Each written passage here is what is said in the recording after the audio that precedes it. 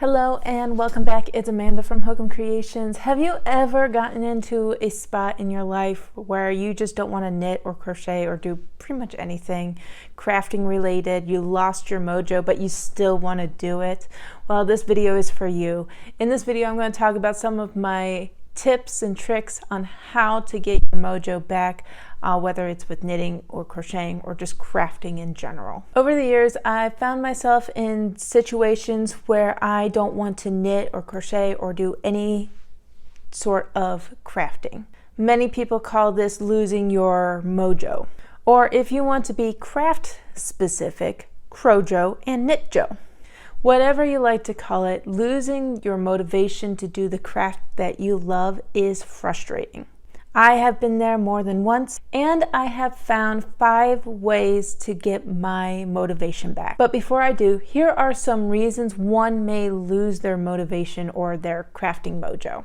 Reason number 1, burnout, especially after the holiday season. For me, especially after crafting for hours and hours on end, I will typically reach an end of burnout where I just don't want to look at anything crafting related for like a good couple days, because I am constantly working as fast as I can, as hard as I can to get these gifts made for family members or loved ones, or if I am doing a custom order for the holiday season, that's usually when all the crafting gets done, is during that holiday season and holiday markets, and it just burns us out. It will burn us out. Number 2, a life event. It can be moving, life or death, health, etc. Whatever the reason is, life events happen. For me, I remember when I was moving across the country. I'm a military spouse. We were moving from South Carolina to Washington State. And during that time, I had a really hard time finding my motivation to knit and crochet, even for custom orders. I was having a rather difficult time because I was in that stage of not having a comfortable spot, my own crafting location to kind of get nestled in and really work on my craft. But I've also, a couple years ago, my grandmother passed away, and during that time I had a hard time crocheting and knitting when dealing with her death, her passing, and going through the funeral and everything. Even afterwards and returning home and coming back to normal life, I had a difficult time trying to get my motivation back into it.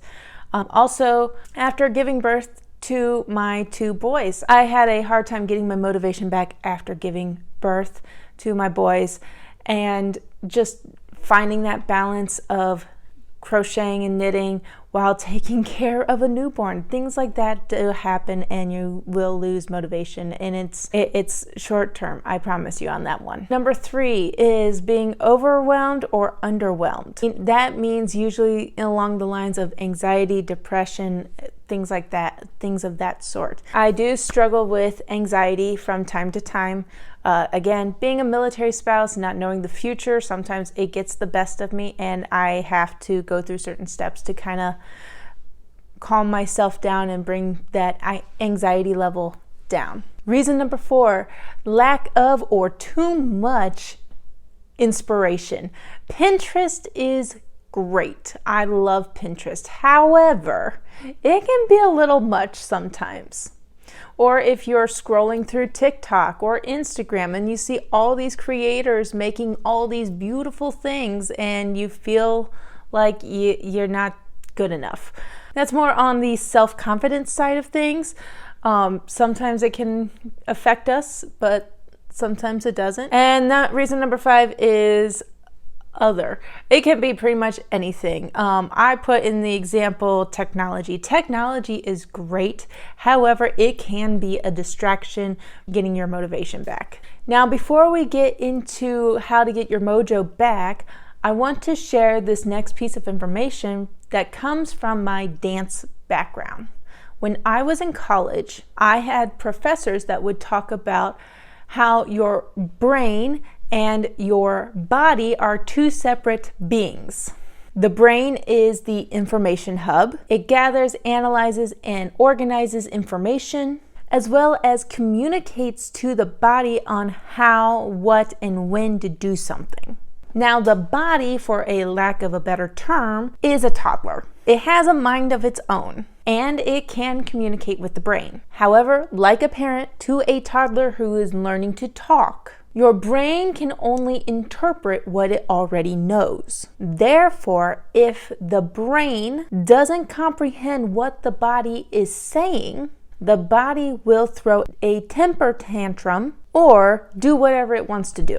Thus, it is important to learn what the body is trying to communicate with us so we don't injure ourselves or get sick, or at least learn the symptoms for when you are sick. Then you can take care of the body. Now, there will be times where the body will say to do one thing and the brain will say to do another, and they fully understand each other. They are having a full-on sibling battle internally. From my personal experience, it is best to listen to the body whenever there is a conflict between the two, especially when the body is telling you to rest. However, there are times when you need to side with the brain and get the laundry and dishes done. And if you are struggling deciphering what the body and the brain are trying to communicate with you, it is okay to seek professional help when it pertains to your physical and mental health. I do, and there's no shame in it. Now that we got all that out of the way, let's look into ways to get your mojo back. Here are 5 ways you can get your mojo back.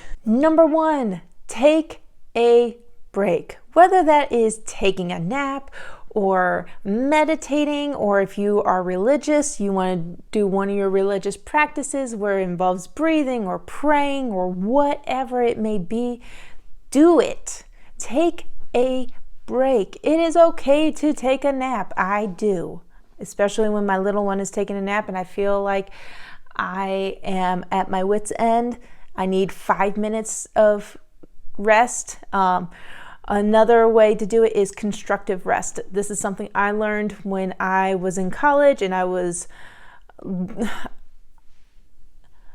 burning the midnight oil, dancing, studying, papers, you name it. I was also working full-time, by the way, too. I was working full-time as a undergrad and worked multiple jobs through the week and weekend and barely had any times to rest for myself. So I would do these what we called constructive rest exercises to kind of give my body a break from all the craziness that was going on in my life then. You can meditate. If you're into yoga, do your yoga. I like yoga. It's relaxing. It stretches out the muscles that I need to stretch out, as well as gets oxygen where your body needs oxygen, getting the blood flowing and everything like that. Number 2, getting out of the house.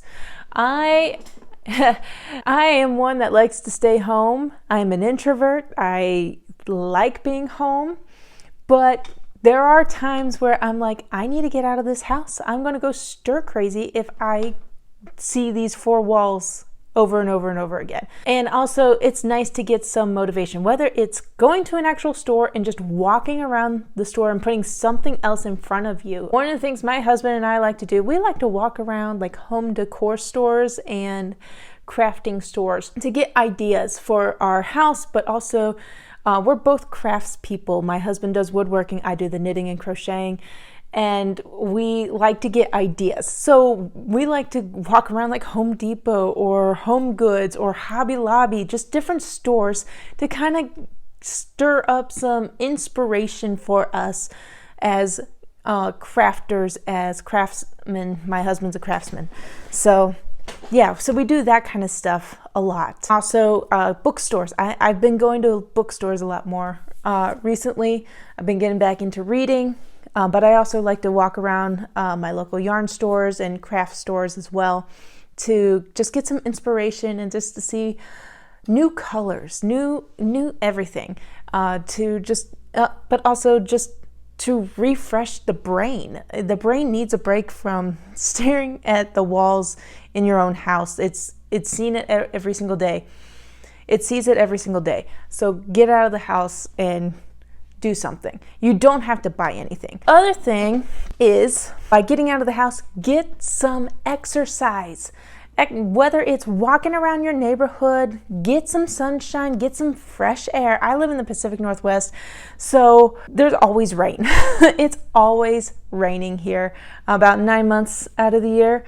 And whenever it's not raining and there's sunshine and it's nice and warm, I take my kids, I get them on their bikes and we go for a walk around the neighborhood just to get some fresh air and to change up what my head and my eyes are seeing. Also, just especially like in the fall time when the leaves are changing color, yeah, that's my favorite time to go on walks, the bright colors and everything. But also spring is fun too, especially with the flowers. If we have any flowers blooming, then it's a lot of fun to watch and look at the different flowers. So get out of the house, go for a walk, get the body moving. It needs to move, okay?